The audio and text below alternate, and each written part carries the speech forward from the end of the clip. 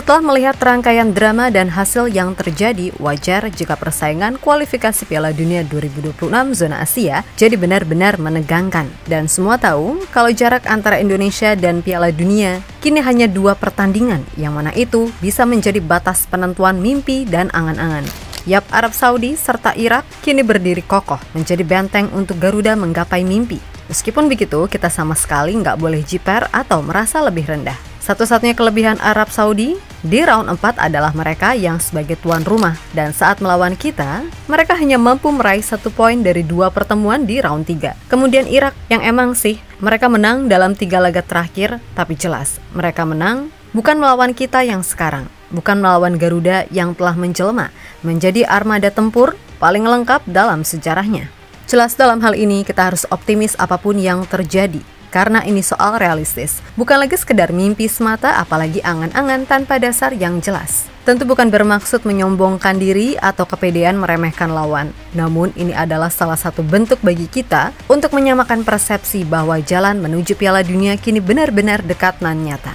Udah waktunya bagi Indonesia buat menuliskan namanya di pentas paling agung dalam dunia sepak bola.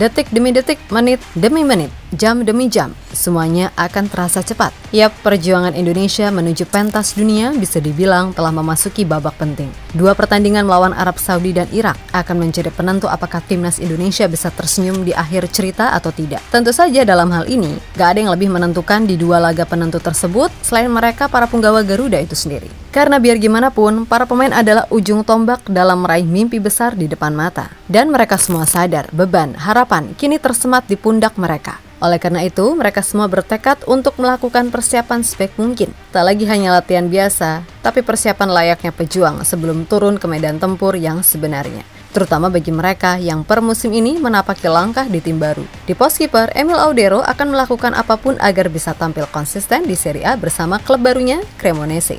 Kemudian di sisi kanan pertahanan, Kevin Dix juga berusaha keras menapaki level lebih tinggi di Bundesliga. Lalu di sisi kiri kita punya Shane Patinama. Jelas pemain ini cukup banyak yang mencibir dan meremehkan. Namun alih-alih koar-koar, Shane memilih untuk fokus bersaing di tim penguasa Thailand, Buriram United, yang musim lalu berhasil menembus babak 8 besar ACL Elite. Pun begitu Nathan Chua-on, ia juga diremehkan, bahkan sempat diisukan main di Liga Indonesia. Tapi ia memilih tetap berjuang di Eropa walaupun hanya bermain di Divisi 2 Belanda bersama Willem II. Di sektor bek tengah, Justin Hubner bersiap melangkah maju usai bergabung dengan tim Eredivisie Fortuna Sittard. Dan jelas itu akan menambah persaingan jadi kompetitif setelah Elkan Bagot yang makin kesini makin berkembang dan pelan-pelan telah mendapatkan kepercayaan tampil di Ipswich Town yang akan main Championship musim depan. Nah, jika semua berjalan lancar, maka tidak akan ada lagi tempat bagi alasan. Tidak akan ada lagi ruang untuk meragukannya. PSSI dan Patrick Kluivert harus membuka mata untuk kemungkinan kembalinya Elkan Bagot masuk ke lini tengah. Meskipun Tom Haye sampai narasi ini ditulis belum ada kabar, setidaknya masih ada kabar positif dari Ivar Jenner yang diam-diam sedang benar-benar bertumbuh dalam kesunyian. Yap, di saat sohibnya justru memilih melipir ke Liga Indonesia, Ivar memilih jalan berbeda. Senyap tanpa banyak kata, tanpa perlu gimmick untuk kemudian membuat publik tertegun dengan keabsahan dirinya menembus tim utama. Dan semua percaya akan ada waktu bagi Ivar untuk bisa mendapatkan tempat reguler bermain di kompetisi Eredivisie. Yap, semua pemain pastinya akan bekerja keras demi mimpi besar bersama, termaksud Oli Rummenigge yang sekarang berjuang dan berpacu dengan waktu mengejar kesembuhan cederanya.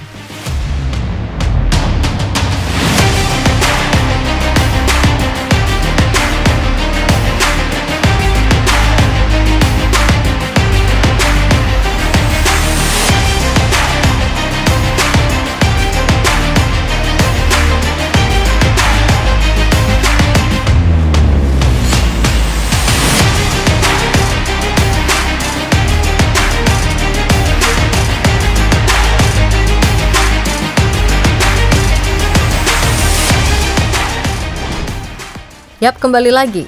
Sekarang jarak antara timnas Indonesia dan Piala Dunia hanya 2 langkah.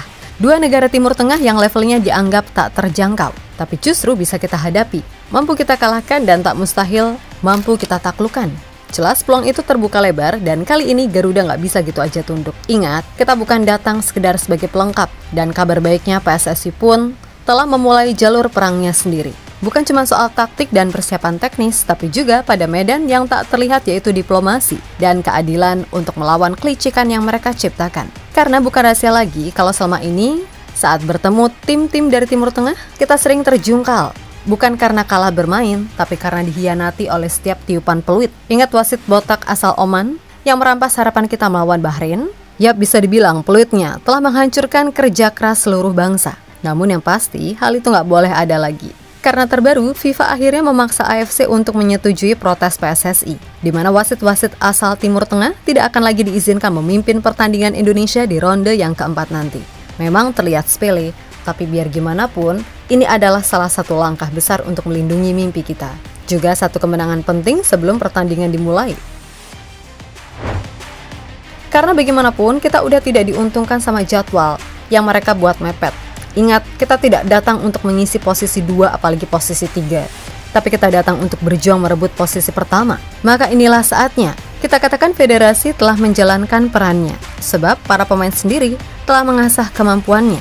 Lalu para supporter telah menyiapkan suara dan jiwa mereka demi satu nama, Indonesia. Dukungan yang akan diberikan pada bulan Oktober nanti bukan lagi hanya sekedar nyanyian dari tribun, tapi itu akan jadi gelombang cinta terbesar yang pernah ditumpahkan supporter untuk timnas Indonesia. Karena kembali lagi, jarak menuju keajaiban itu sungguh dekat dan sungguh berada di depan mata. Hanya 2 lawan, hanya 2 tembok besar terakhir yang harus kita robohkan. Dan jika Garuda bisa menghindari kesalahan elementer, menjaga disiplin, dan melibas 2 kekuatan tersebut, maka insya Allah Oktober nanti langit Indonesia akan menangis.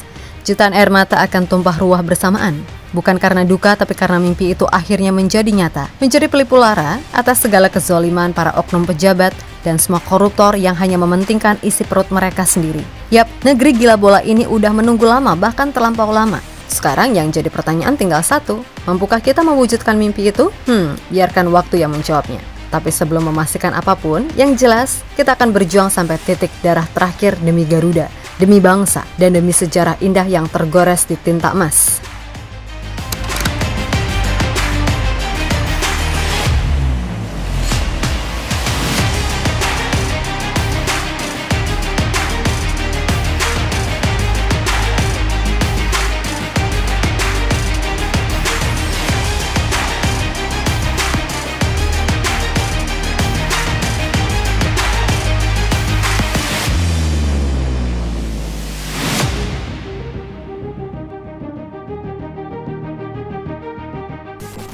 Di sisi lain, berbicara soal sorotan serta dukungan, diketahui ada 6 negara yang media-media di sana beneran berharap Indonesia bisa lolos ke Piala Dunia.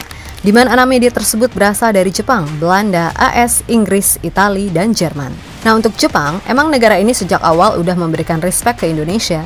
Melansir dari laporan Pos Kota, media Jepang bernama Excite memberikan dukungan kepada pasukan Garuda, di mana media Jepang tersebut menyoroti peluang skuad Garuda untuk menciptakan kejutan besar di sisa laga kualifikasi Piala Dunia kali ini.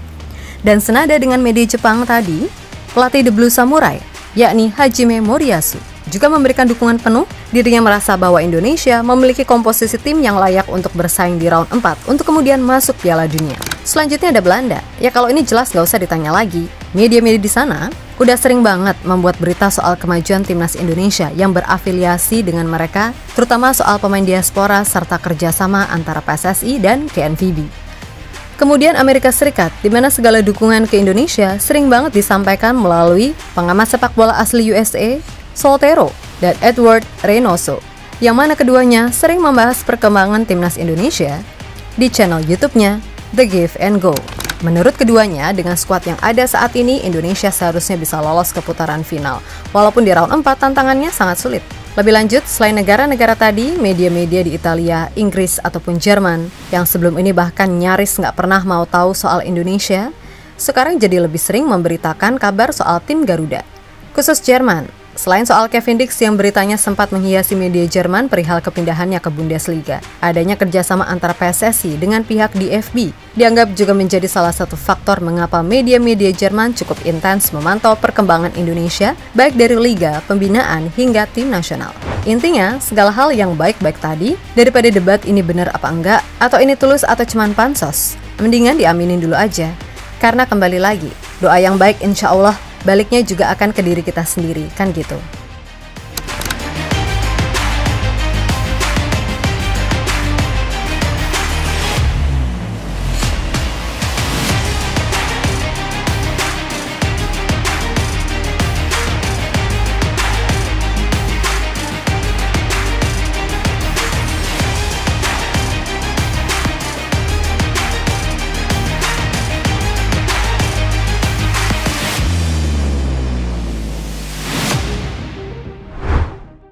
Yap, terlepas dari apapun, dengan waktu persiapan yang ada saat ini, mudah-mudahan tim pelatih bisa mempersiapkan tim dengan optimal. Karena kembali lagi, musuh utama tim saat ini adalah soal diri sendiri. Kira-kira bisa nggak para pemain menghadapi tekanan dan ekspektasi yang besar, kan gitu. Sebab biar gimana pun, level tekanan di klub dan internasional itu beda. Sehingga ya mudah-mudahan para pemain bisa mengatasi, dan Mimin percaya mereka pasti bisa. Pokoknya kalau semuanya bisa diatasi dengan baik, insya Allah kemenangan itu pada akhirnya bisa diraih. Lalu soal gimana nanti formasinya, gimana nanti taktiknya, dan siapa nanti pemain yang diturunkan, pokoknya dah kita percaya aja. Karena pastinya ada detail-detail tertentu, dan itu cuma pelatih yang mengerti. Sedangkan tugas kita ya tadi, mendukung serta mendoakan. Karena sekali lagi, jarak menuju keajaiban itu sungguh amat sangat dekat dan sungguh di depan mata. Lantas, dapatkah negeri gila bola ini mewujudkan mimpi itu? Kembali biarkan waktu yang menjawabnya. Dan buat semua elemen timnas, tetap semangat dan sukses selalu. Oke, kita Garuda.